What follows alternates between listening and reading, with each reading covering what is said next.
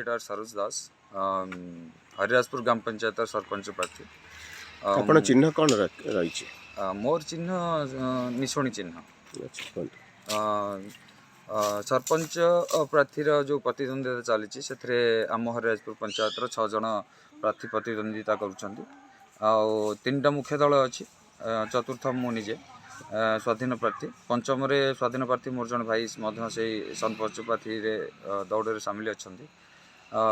मु व्यक्तिगत भाव में चतुर्थ दल स्वाधीन दल भाव में लड़ार मोर चिंताधारा आसला कि जो 3टाक बड़ दल अच्छी आम ग्राम पंचायत से सठिक भाव में सब जिनस करना।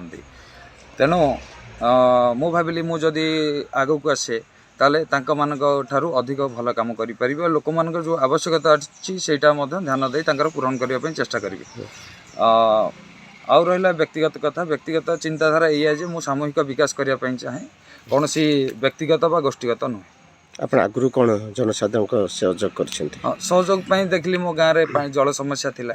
जल समस्या खाइबा जलर समस्या जोटा कि जहाँ घर तो कूह अच्छी से माने मोटर सिस्टम लगे आक्वागार्ड लगे से सुविधा जो मैंने गरीब श्रेणी लोक जो मान पाखे अर्थर अभाव रही जो मैंने कि पीवा पानी सब नदी पर डिपेंड करुले।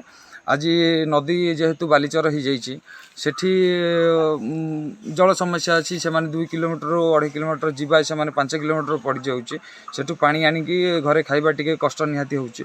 तेणु से आमर जो सरकार वाटर सप्लाई सिस्टम अच्छी सेटा हरिराजपुर ग्राम पंचायत संपूर्ण हो पारना। तेणु से जो सिस्टमटा अच्छी प्राय 7-8 मास चलुची धर गोटे बोरिंग सिस्टम अच्छी सेटा भी अनियमितता थिला।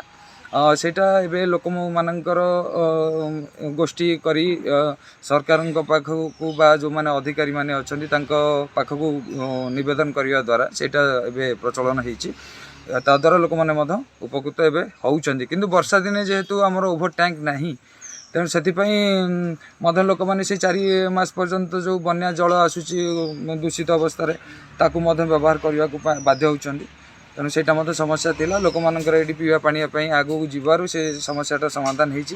द्वितीय असुविधा रहा दैनंदिन व्यवहार करुवा पानी सेटा नदी तो पाखे अच्छी किंतु बालीचर हो द्वारा कम से कम 2 ରୁ 3 किलोमीटर पर्यंत आम गाँव में लोक मैंने चलिकी जाऊँ। मु देखिली ना जदि से 2-3 किलोमीटर सब